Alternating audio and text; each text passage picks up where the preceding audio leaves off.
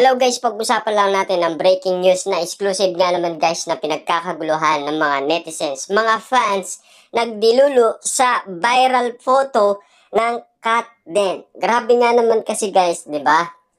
Dahil alam naman natin, lahat naman ng mga fans ni Catherine Bernardo at Alden Richard sa lahat ng spotlight na nakikita nila, sigurado marami dyan ay dilulo. Hindi natin guys may iwasan yan mga fans yan Kasi nakasubaybay yan Lalo-lalo na kapag nakita nila yung kilig, lalo-lalo na kapag nakita nila yung lambing, grabe, makikita mo yung iba't ibang mga reaksyon nila. Muling nagdilulo ang mga fans matapos mag-viral ang larawan ng Katden na may hawak na bata sa larawan. Makikipagkarga ni Catherine Bernardo ang isang bata lalaki habang nasa tabi naman niya si Alden Richard, di ba? Grabe nga naman kasi guys, no? Napaka-sweet nga naman kasi nilang tignan guys. Lalo-lalo na yung lambing. Naani mo kasi guys, pag nakikita si Catherine Bernardo at Alden Richard na may awak na bata, naani mo kasi guys na parang buong pamilya. Diba? Hindi lang ikinikilig ito ng mga netizens, kundi nag-ilusyon ang mga ito. Ganito raw ang magiging itsura ni Catherine at Alden kapag nagkaroon na ng silang dalawa ng kanilang sariling pamilya. Bagay na bagay raw sa Katden ang magkatuluyan sa nakita nitong itsura ng dalawa na parang mga young parents. Bukod sa batang lalaki, may photo OP rin ang Katden sa isang bata na karga naman ni Catherine. Habang nakaupo silang dalawa ni Alden. Wish ng mga solid sana raw ay magkatuluyan ang dalawa na ipinapanalangin raw nila. Alam naman natin guys, marami ang naniniwala na sana magkatuluyan si Catherine Bernardo at Alden Richard. At marami ding umaasa na magkakaroon ng comeback ang Katniel. At alam din natin guys, no, sa lahat ng mga napansin natin, nakita natin, na talagang gustong-gusto ng Katden na magkatuluyan sina Catherine Bernardo at Alden Richard.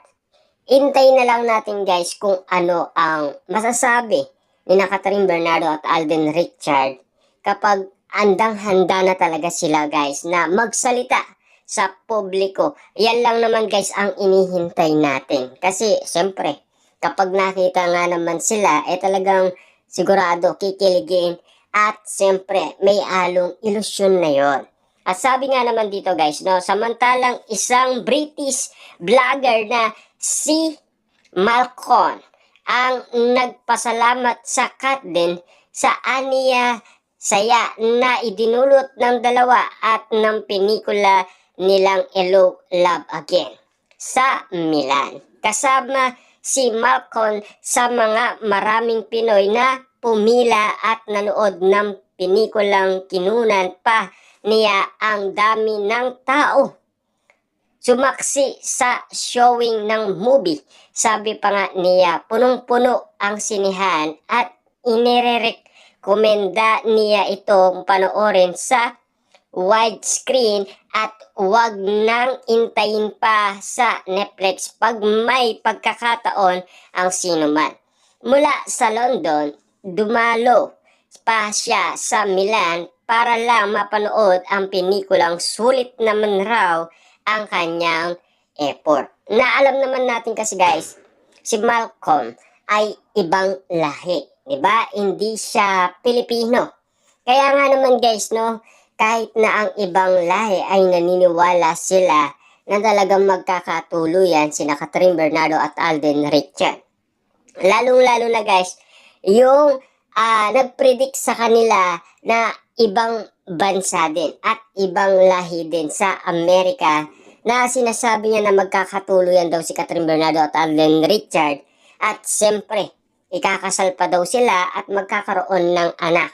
At naniniwala naman sila guys sa mga prediksyon ng ibang tao. Lalong-lalo na kung magkakatotoo lahat ng inala nila kina Catherine Bernardo at Alden Richard. Mula sa London, pumunta pa sa Milan si Malcolm para i-promote ang nasabing movie ni na Alden Richard at Catherine Bernardo. Siyempre guys, alam naman natin, solid nga naman siyang Kat Den fans. At kitang-kita naman natin guys na sinasabi sa mga tao na panoorin nga naman kasi ang movie ni na Alden Richard at Catherine Bernardo at huwag na daw intayin sa Netflix. Hanggang ngayon kasi guys ay hindi pa rin nawawala sa sinihan. Kasi mabenta pa ang movie.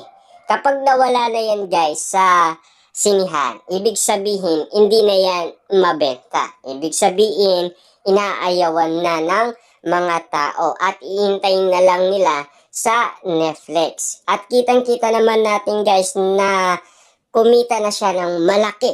At lalong-lalo na ang pangarap naman ng mga Kat Den fans ay matulungan sina Catherine Bernardo at Alden Richard na yung tinatarget nilang earnings ay makuha nila at siyempre yun ang pinaka inihintay natin guys na pagkakataon, yung resulta na inahabol nga naman natin.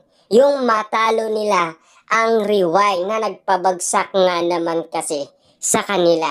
Kaya nga naman guys, tulong-tulong hanggang sa maging successful nga naman ang nasabing pelikula ni na Catherine Bernardo at Alden Richard. Ngayon naman ay sinusubukan sila kung gaano nga naman kalakas ang Kat Den.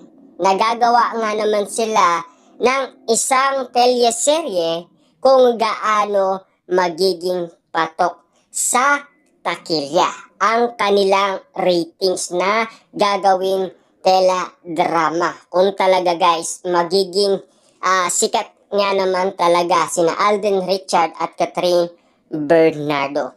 Kasi alam naman natin guys, no, karamihan kasi sa mga nagtitiwala sa mga teledrama, tulad na lang ng mga Korean, kapag yan ay patok na patok, uulitin at uulitin yan. Kasi patok sa ratings eh. Kasi mataas ang ratings na nakukuha. Katulad na lang guys ng Itbulaga noon.